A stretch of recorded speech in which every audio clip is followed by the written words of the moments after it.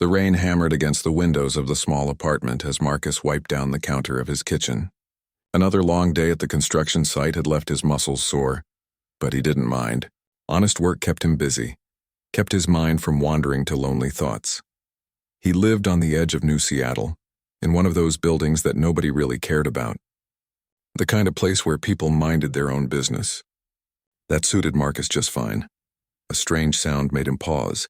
It came from outside near the fire escape. A soft thump like something had fallen. Marcus frowned and walked to the window, peering through the rain-streaked glass. At first he saw nothing but darkness and rain. Then lightning flashed and he saw her, a figure huddled on the metal grating of the fire escape, small and shaking. Marcus's heart jumped. Without thinking, he unlatched the window and pushed it open. "Hey, are you okay?" The figure looked up and Marcus nearly fell backward. She wasn't human. Her skin held a faint blue tint, visible even in the dim light.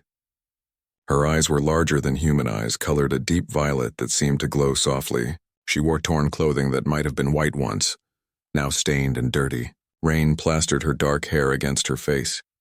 She stared at Marcus with an expression of pure terror. "Please," she whispered, her voice carrying a musical quality, despite her obvious fear. "Please help me." Marcus had seen aliens before. Everyone had ever since first contact 20 years ago. They walked the streets, worked in offices, visited Earth as tourists. But this one looked different. She looked desperate. "Come inside," Marcus said, stepping back. "You'll freeze out there." The alien girl hesitated, her violet eyes searching his face. Then, as if making a difficult decision, she climbed through the window. Water dripped from her clothes onto his floor. Now that she stood in the light, Marcus could see her more clearly. She was short, maybe reaching his shoulder. Her features were delicate, almost fragile. But what struck him most were the strange markings on her arms, like tattoos, but they seemed to shimmer and move. "Thank you," she said, wrapping her arms around herself. Thank you, thank you." Marcus grabbed a towel from the bathroom and handed it to her. "What happened? Are you hurt?" She took the towel with trembling hands. "They are looking for me. The hunters. I escaped their ship, but they will search everywhere." "Hunters?" Marcus felt a chill that had nothing to do with the rain. "What do you mean?" The alien girl's eyes filled with tears. "My people, we are few now. The hunters take us, sell us to collectors. I was being transported when the ship landed here for refuel. I ran." Marcus clenched his fists. He had heard stories about alien trafficking, but the authorities always said they had it under control. Clearly they didn't. "You're safe here," he said firmly. "What's your name?" "Nira," she replied softly. "I am called Nira." "I'm Marcus." He gestured to the small couch. "Sit down. Let me get you something warm to drink." Nira sat carefully as if the furniture might break under her. Marcus noticed how she kept glancing at him, her expression strange. It wasn't fear exactly. It was something else. Something like wonder. He made tea, keeping it simple. When he handed her the cup, she took it with both hands, staring at it before taking a small sip. "It is good," she said. "You are very kind," Marcus shrugged. "It's just tea, and you needed help." "Just tea," Nira repeated, a small smile touching her lips. "Just help. You say these things as if they are small." "Well, they are small things," Marcus said, sitting in the chair across from her. "Anyone would do the same." Nira's smile faded. No, they would not. Most beings I have met would see only profit or danger. They would turn away or turn me in." She looked at Marcus with those glowing violet eyes. "But you are human." "I should have known. What does that mean?" Nira set down her teacup carefully. "My people, the Valori, we keep records. Old records. From before the hunters came, when we were many instead of few." She touched the shimmering marks on her arms. "These tell our history, our most sacred stories." Marcus leaned forward, interested despite himself. "What kind of stories?" "Stories of the Guardians," Nira said, her voice taking on a reverent tone. "Long ago, when my world faced destruction, beings came from the stars. They asked for nothing. They simply helped. They taught us how to save our dying planet, how to heal our poisoned waters. They stayed until the work was done, then left, refusing all payment." "That's nice," Marcus said. "But what does that have to do with—" "They were human," Nira interrupted. Her eyes locked on his. "The Guardians were human. Your people saved my people 300 years ago." Marcus blinked. "That's impossible. Humans only made first contact 20 years ago. That is what your governments say, Nira replied. But it is not truth. Humans traveled the stars long before. We do not know why you stopped, why you hid on your world, but we remember. She touched her marks again. We always remember. Humans are sacred to the Valori.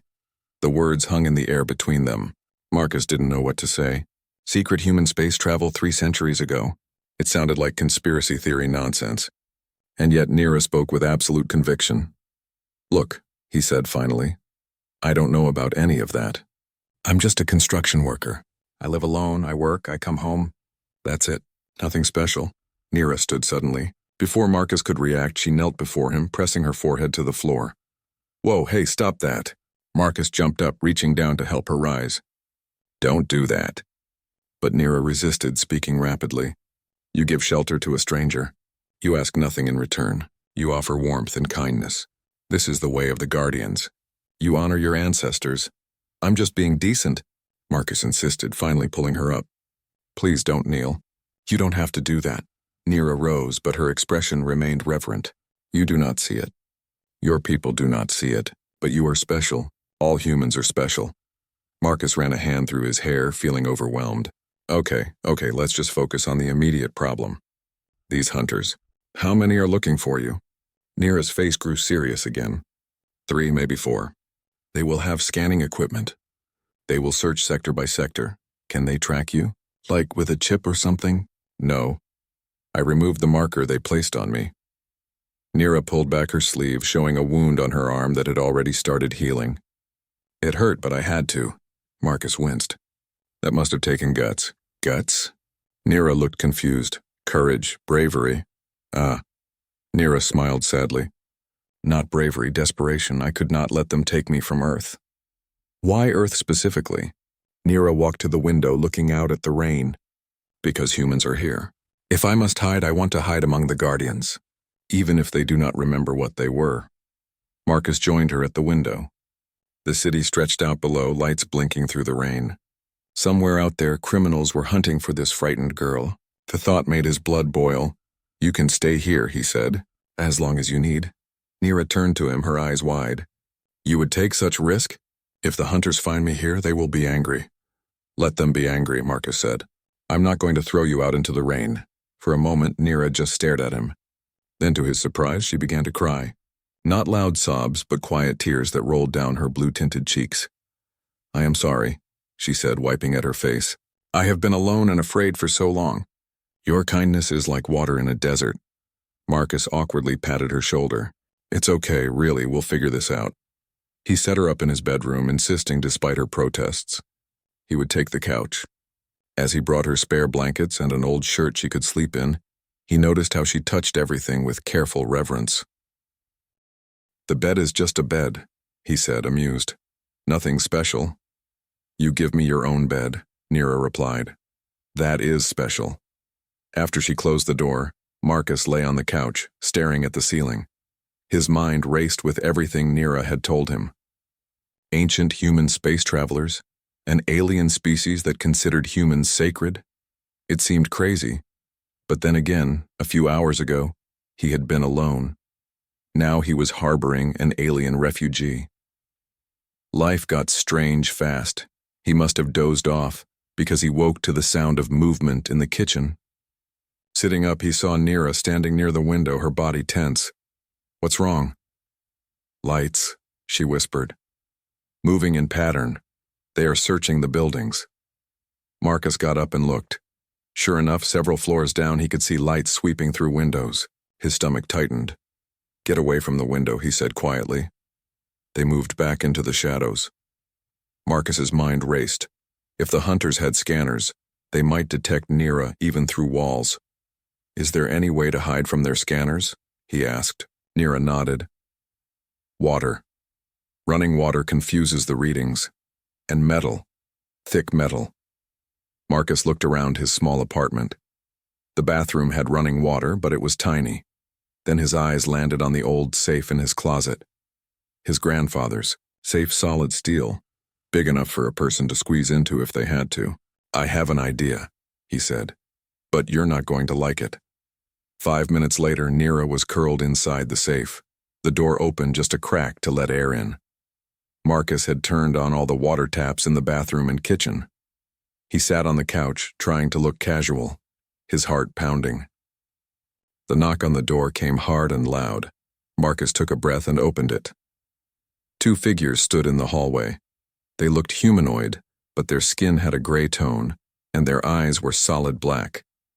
They wore dark uniforms with strange symbols. "We are conducting a search," one of them said, his voice flat. "There is a fugitive in this sector." "A fugitive?" Marcus tried to sound surprised. "What kind of fugitive?" "Stolen property," the other one said. "Blue-skinned female, Valori species.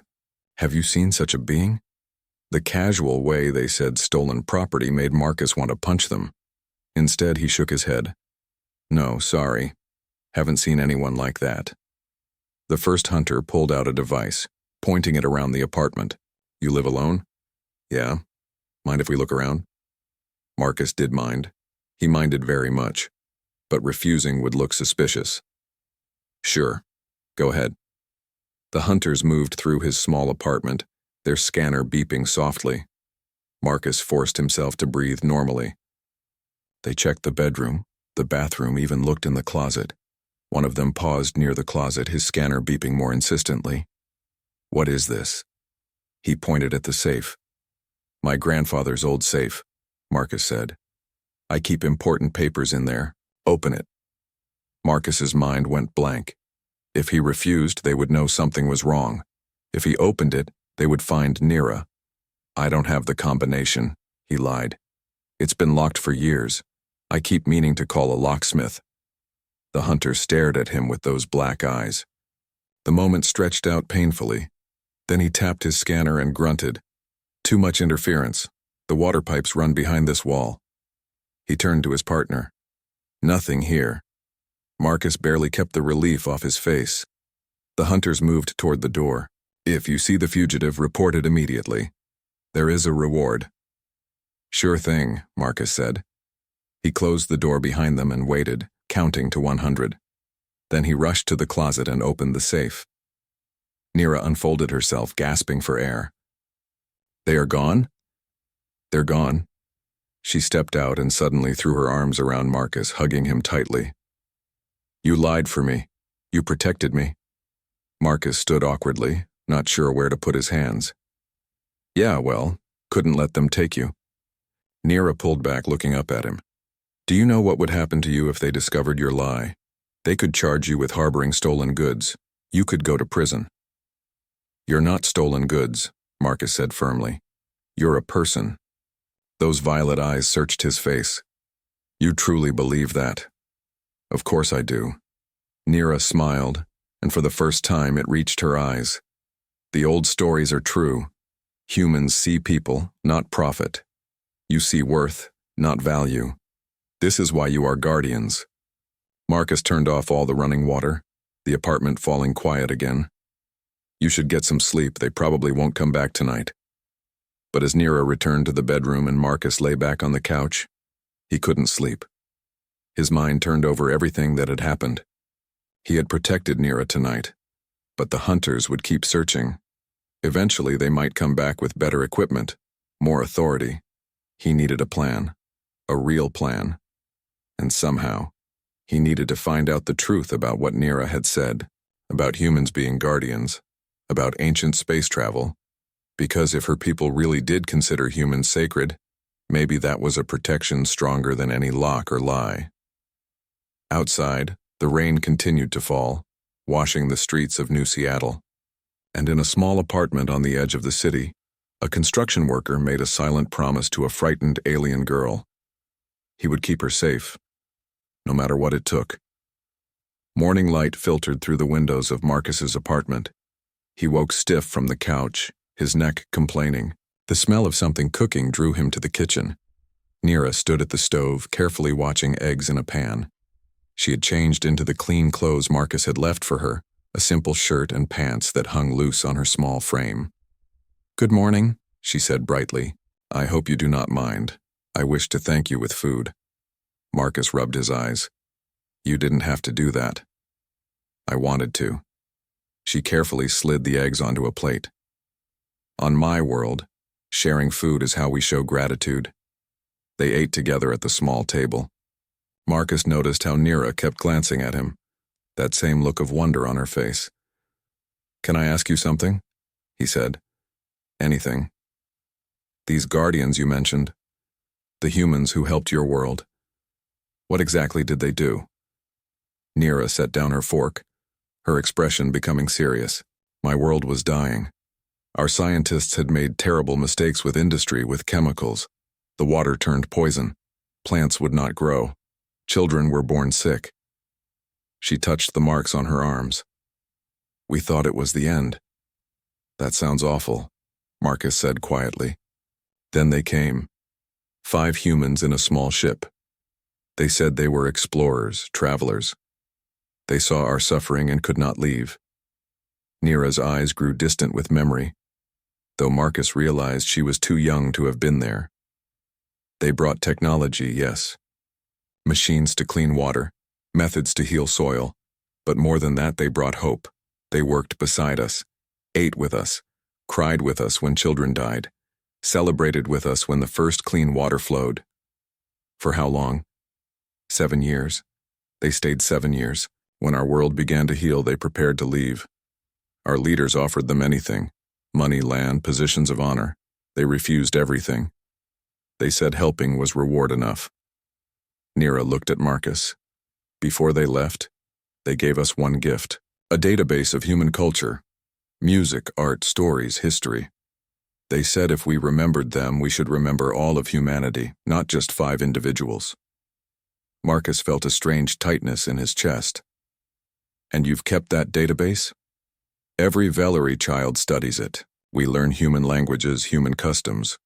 We are taught that humans represent the best of what intelligent beings can be: kindness without expectation, strength used for protection, not domination." Nira smiled. "When I was small, I dreamed of meeting a human, of seeing if the stories were true." "And are they?" Marcus asked. "True, I mean."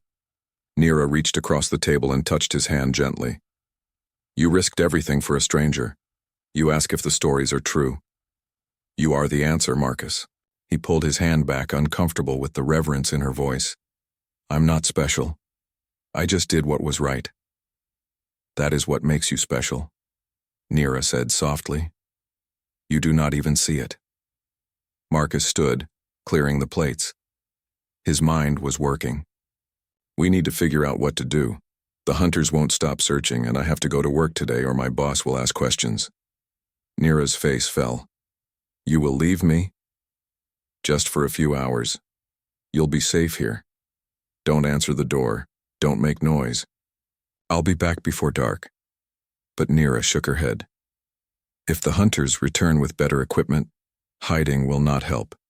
They will find me." She was right. Marcus paced the small apartment, thinking hard. "We need help. Official help. The police or maybe the Alien Rights Office."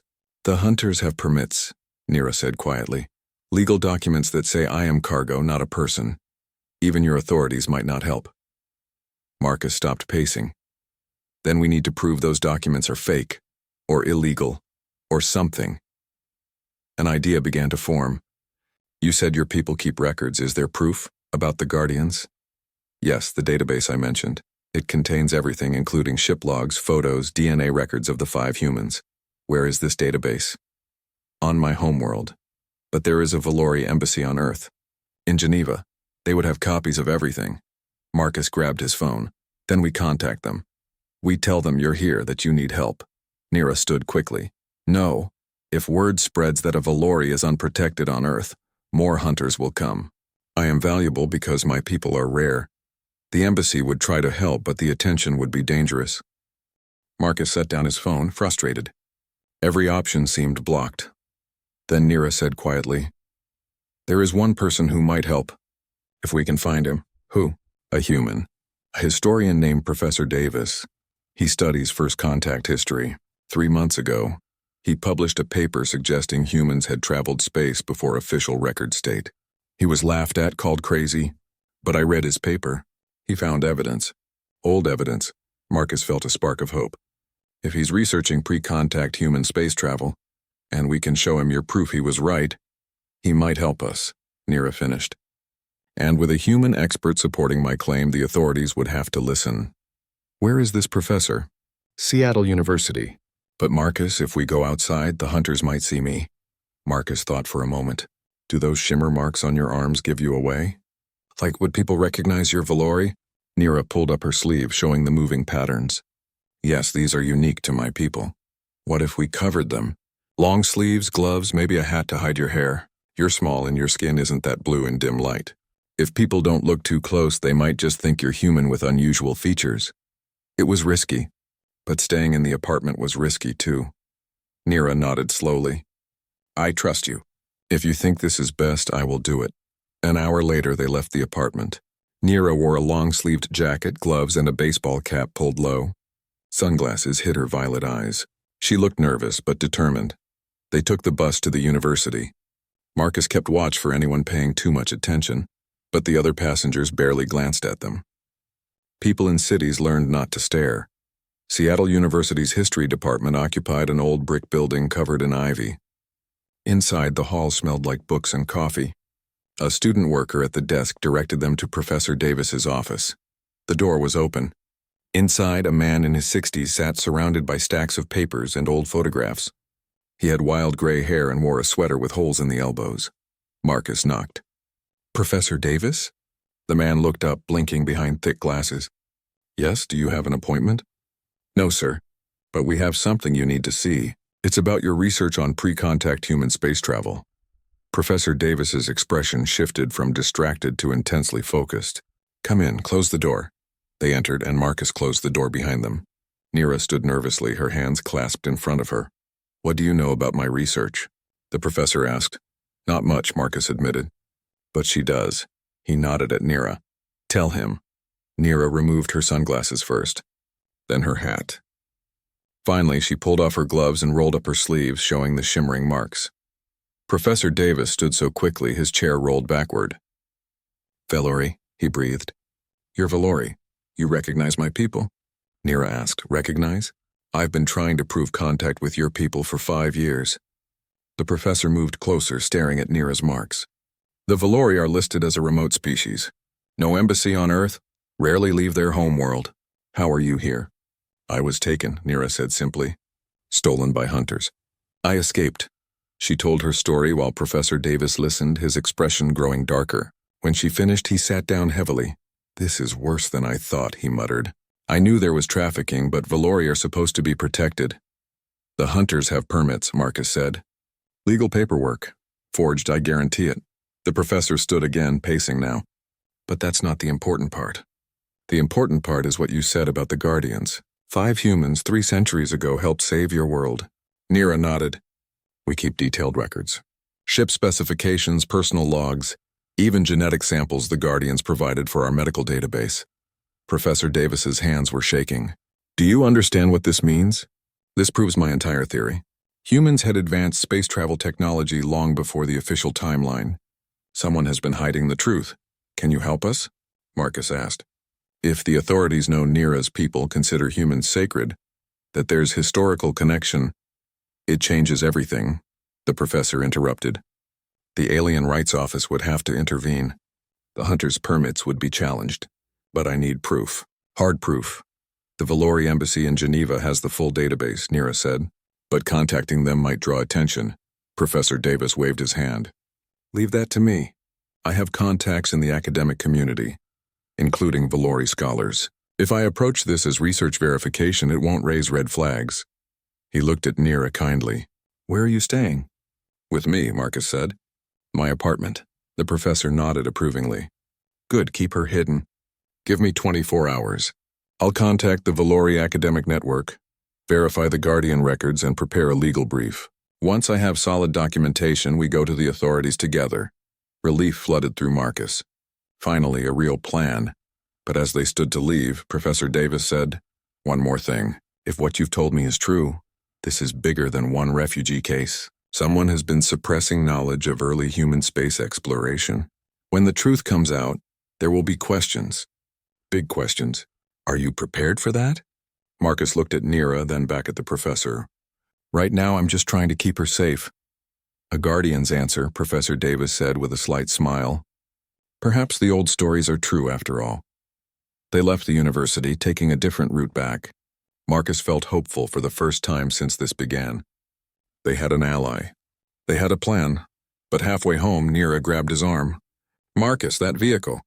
It has been following us since we left campus. Marcus looked. A black van moved slowly through traffic, staying several cars behind them. His heart sank.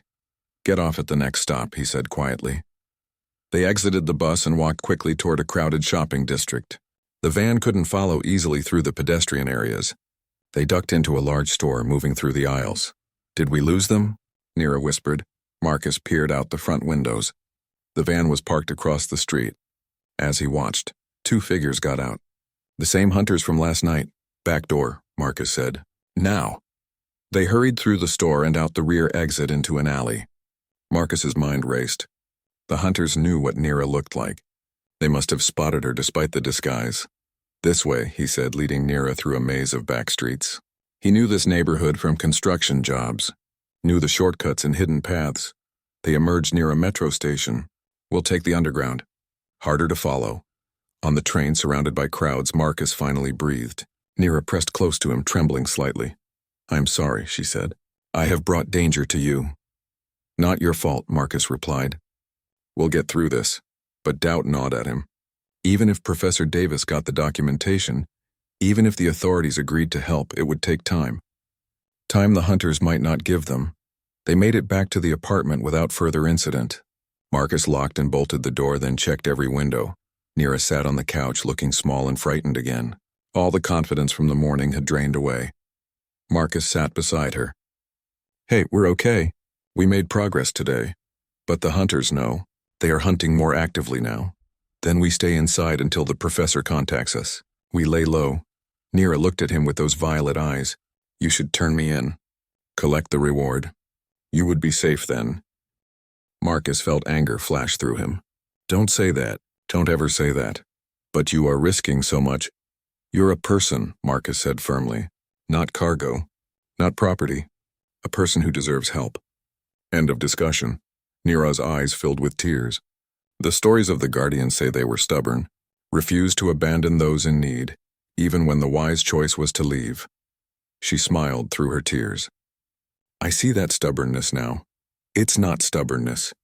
It's just being human. Yes, Nira said softly. It is. They spent the rest of the day in quiet tension. Marcus made dinner while Nira told him more stories about her world. About Valori culture, their art, their music. She showed him how to read some of the marks on her arms, the symbols that represented different historical events. This one, she said, pointing to a spiral pattern, represents the time of healing, when the Guardians came, and this one, the promise of memory, our vow never to forget night fell. Marcus was dozing on the couch when his phone buzzed. A message from Professor Davis. I have the proof. Meet me tomorrow, 10 a.m. Alien Rights Office downtown, bringing Valori scholars via video conference. This will work. Stay safe. Marcus showed the message to Nira. Hope lit up her face. Tomorrow, she said. Tomorrow, this might end. Tomorrow, Marcus agreed. But in the middle of the night, Marcus woke to the sound of footsteps in the hallway outside. Multiple footsteps. He sat up slowly, his heart pounding. A loud bang. Someone was breaking down his door. Nira. Run, he shouted, but it was too late. The door crashed inward. 4 hunters pushed inside, carrying weapons that glowed with strange energy. The Valori female, one demanded. Hand her over. Marcus stood, putting himself between the hunters and Nira. She's under my protection. You have no right. She is stolen property being returned to her lawful transporters. The hunter pulled out a document. We have legal authority. Those documents are fake, Marcus said, though his voice shook. We have proof. The Valori embassy is very far away. The hunter stepped forward. Move aside, human. This does not concern you. It does concern me. Marcus held his ground even as fear threatened to overwhelm him. She's a person. She has rights. The hunter raised his weapon. Last chance, Marcus didn't move. Time seemed to slow. Marcus saw the hunter's finger tighten on the trigger. He braced himself for pain, maybe death. But he didn't move. Suddenly, brilliant light filled the room, not from the hunter's weapon, but from everywhere at once. A voice boomed, speaking in multiple languages at once. Cease immediately. Everyone froze. The light coalesced into a holographic figure, a Valori male, elderly, wearing elaborate robes. Behind him, Marcus could see others. I am Elder Vorn of the Valori High Council, the figure said. We have been monitoring this situation. The human Marcus and the human Professor Davis contacted our embassy. We have reviewed all evidence. The hunters lowered their weapons, looking uncertain. Elder Vorn continued, his voice hard. The permits you carry are fraudulent. You are hereby charged with trafficking a Valori citizen, a crime that carries severe penalties under galactic law. Earth authorities are en route to arrest you. Right on cue, Marcus heard sirens outside. The hunters looked at each other, then made a run for it. They didn't get far. Police were already in the hallway. Elder Vorn's hologram turned to Nira. Young one, you are safe now. We apologize for not finding you sooner. Nira bowed deeply. Thank you, Elder. Then the hologram focused on Marcus. And you, Marcus of humanity. You risked your life for one of our people. You asked nothing in return. You are a guardian just as the old ones were. Marcus didn't know what to say. I just did what anyone should do. Elder Vorn smiled. Spoken like a true guardian. The Valori people are in your debt. We will not forget this. The hologram faded. Police filled the apartment, asking questions, taking statements. Professor Davis arrived, looking triumphant and exhausted. He had contacted the Valori embassy hours ago, and they had been preparing this intervention ever since. You did it, the professor told Marcus. You proved the connection. The Valori have agreed to release their records about the original Guardians. This will rewrite human history. But Marcus barely heard him. He was watching Nira, who was talking to a Valori official through a video screen. She looked relieved, happy, safe. She finished her conversation and came to Marcus. They are sending a ship for me. I will go home. That's good, Marcus said, though he felt a strange sadness. You'll be safe there. I will, Nira agreed. But I will return. The Council wants to establish formal relations with humans, cultural exchange, trade agreements, friendship, and I have volunteered to be an ambassador. She smiled. If that is acceptable to you. To me? You are a guardian. Your voice matters to my people. Would you accept me as ambassador to humanity? Marcus laughed, overwhelmed. I'm a construction worker. I don't get a say in ambassador stuff. You are a guardian, Nira repeated firmly. You get a say. In the end, Marcus said yes. How could he not? 3 months later, Marcus stood in a formal meeting room at the United Nations. He wore an uncomfortable suit. Beside him, Professor Davis beamed with pride. The Valori delegation arrived, led by Elder Vorn. And there was Nira wearing beautiful robes. Looking confident and strong, she saw Marcus and smiled. The meeting was a blur of speeches and ceremonies. The Valori shared their records of the original 5 Guardians.